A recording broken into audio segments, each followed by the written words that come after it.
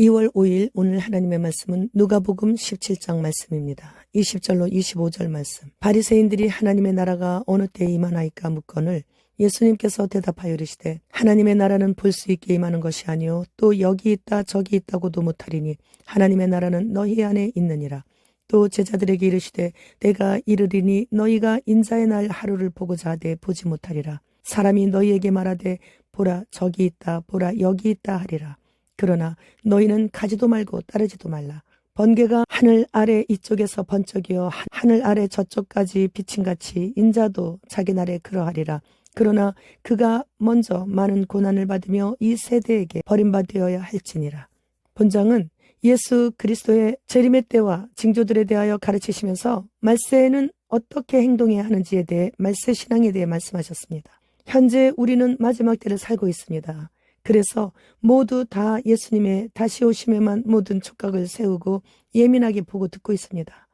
바람 소리만 들려도 혹시 이상하게 생긴 구름만 떠도 혹시 하면서 온 마음 다해 목을 빼고 기다리고 있어요. 예수님께서 제자들에게 바리새인들과 서기관들의 말은 따르되 그들의 행동은 따르지 말라고 경계하라고 말씀하셨는데 그런 바리새인들이 하나님의 나라가 임하는 것에 대해서는 무척 궁금했던 거예요. 그래서 예수님께 어느 때 임하시느냐고 여쭙고 있는 거죠. 그 질문에 예수님께서는 사람들의 눈으로 보이는 곳이 아니고 너희 마음에 있다고 하셨어요. 하늘나라와 하나님 나라는 다르죠. 하늘나라는 하늘 어떠한 곳, 즉 장소를 말하는 것이고 하나님 나라는 우리 안에 있다고 하시는 거예요. 즉 각 사람의 마음에 하나님 나라가 있다는 거예요. 따라서 하나님의 나라는 언제 오는 것이냐고 물었을 때 볼 수 있게 오는 것이 아니라고 말씀하시는 거죠. 바리새인들이 하나님의 나라를 기다리는 목적은 메시아를 통해서 유대인의 정치 권력을 부활시켜서 작게는 로마의 속박에서 벗어나서 자기들의 마음대로 백성들을 좌지우지하고 싶어서이고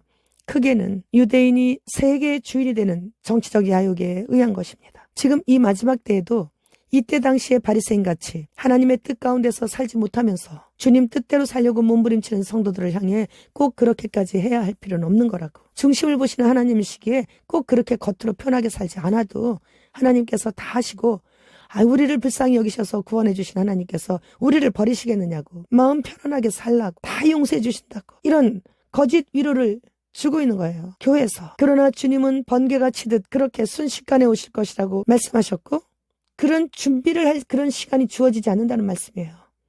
깨어서 근신하지 않으면 재림의 주님 오시는 그날이 기쁨과 환희의 날이 아닌 근심으로 인한 통곡의 날이 된다는 얘기죠. 그래서 초림 예수님의 길을 평탄케 했던 세례 요한은 회개하라. 천국이 가까이 왔느니라. 이렇게 외쳤던 거예요. 회개하지 않으면 하나님의 나라는 임하실 수 없어요. 더러운 곳에 죄가 무엇인지도 모르는 주님께서 어떻게 머무실 수 있느냐는 거죠. 따라서 하나님의 나라인 천국은 내 안에서 이루어지는 거예요. 예수님이 천국이시기 때문이죠. 그렇기 때문에 천국은 우리가 가는 것이 아니고 깨끗하게 빨아입은 옷을 입은 자에게 즉 회개한 자에게 주님의 나라가 임하시는 것이기에 천국이 가까이 온다고 말씀하신 거예요. 회개한 자에게만 천국이 가까이 오시고 그의 마음에 들어오셔서 좌정하시고 주인 되주시는 것이죠. 그러나 주님께서 우리에게 임하시기까지는 많은 고난을 받으셔야 하셨고 이 세대에게 버림받되어야만 예수님을 영접하여 자기 마음에 모셔드리는 자에게 임하실 수 있게 되는 거예요. 이 말씀은 우리에게도 적용되는 것이죠. 이 세상 사람들과 좋고 좋은 관계를 맺고 사는 것을 더 중요하게 여기는 사람은 하나님의 나라가 임하지 못해요. 왜냐하면 세상과 원수가 되어야 하기 때문이에요. 종교도 WEA, WCC, NCCK 등 서로가 좋은 것이 좋은 것이고 서로 화목하자고 만든 기구들이잖아요. 하나님의 나라를 사모하는 사람은 세상과는 원수가 되어야만 주님께서 임하실 수가 있는 거예요. 서로 사랑하고 좋게 지내고 싶어 배도하는 자들의 마음에는 절대 임하실 수가 없죠. 교회를 다녀도 타로점을 보면서 히히덕거리고 웃고 성경 읽고 기도하고 찬양하며 예배드리는 시간은 없어도 공연장이나 극장에는 들뜬 마음으로 설레며 가서 몇 시간이고 있어도 지루해하지도 않는 그리스도인들이 거의 대부분이라고 할 수 있어요. 전도하다 보면 웃으면서 저도 교회 다녀요. 찬양대예요. 그러면서 지나가는 그런 학생들, 젊은 층들이 있어요. 그럴 때 저는 그런데 성경도 안 읽고 예수님의 규례와 계명을 지키지 않으면 불신자들이 가는 지옥에 가게 되는데 예수님의 계명을 지키는 자는 혼전 순결을 소중히 여기고 성형 안 하고 야동 안 보고 그러는데 그렇게 하고 있어? 그리고 물어보면 얼굴이 붉어지면서 멋쩍은 미소를 짓는 거예요. 할 거 다 하고 사는 거예요. 세상 사람들이 하는 거. 사탄이 주는 세상 문화, 세상 쾌락적인 거 다 즐기면서 살면서 나 교회 다녀요. 이러고 있어요. 나 목사예요. 나 장로인데 이런다니까. 26절 이하에 노아의 때와 같이 롯의 때와 같이 지금 이 마지막 때에도 먹고 마시고 사고 팔고 투자하고 영끌해서 집 사고 결혼도 안 하고 독신으로 살면서 동성애가 왜 나쁘냐고 인권을 차별한다고 고발하는 그 시대가 지금 이 시대예요. 정부는 성경에서 돌로 쳐서 죽이라고 하는 동성애자들도 인권이 있다고 차별하지 말라고 뱃속의 아이는 죽여도 죄가 안 된다고 세뇌시켜가며 거짓으로 지금 공교육에 열심을 내고 있어요.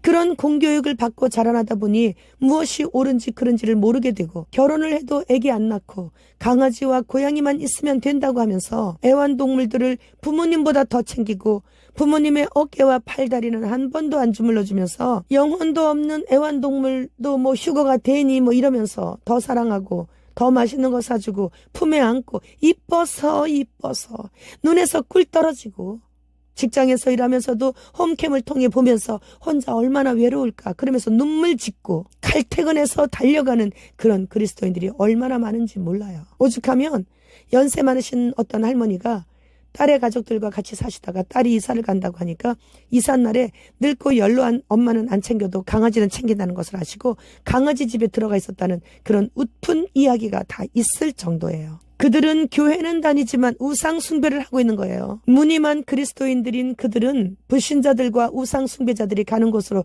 같이 걸어가고 있는 거예요. 지금은 주님 때문에 피곤해야 하고 주님 때문에 고난받아야 하고 주님 때문에 싫어 버림을 당해야 되는 거예요. 우리가 공중으로 들림받은 직후에 하늘로부터 불과 유황이 비오듯 쏟아지게 되죠. 지금이 바로 롯의 가족이 소돔에서 나가기 직전과 같은 때입니다. 우리나라 대법원에서는 트랜스젠더 성별 점검에서 성전환 수술 확인서 지침을 폐지할 것을 검토 중에 있잖아요. 지금 이런 법이 통과된 미국 같은 나라는 여성들이 사우나를 지금 못 가고 있대요. 남성의 생식기를 그대로 유지한 말로만 여성이라고 하는 자들이 욕탕 안이나 탈의실에서 활개를 치고 있기 때문이에요. 그런데 그런 법을 우리나라도 지금 통과시키려고 검토 중에 있다는 거예요. 말이 됩니까? 슬로바키아 슈퍼마켓에는 계산원이 단 한 명도 없고 화폐를 사용하지 못하는 셀프 계산대만 있다고 합니다. 흰신으로 인한 팬데믹과 러우 전쟁이 겹치면서 곡창지대가 전쟁터가 됨으로 인해 생계 위기가 커지고 있다고 뉴욕 타임스의 기사를 연합뉴스가 전하는 것을 봤어요. 이제 곧 기근도 오고 큰 전쟁도 일어날 조짐도 눈에 보이고 하는 이때에 하나님의 나라가 내 안에 임하실 수 있도록 철저히 회개하여야 하나님 나라가 임하시게 되는 것이에요. 주님 지금 오십니다. 주님 어서 오시옵소서. 마라나타.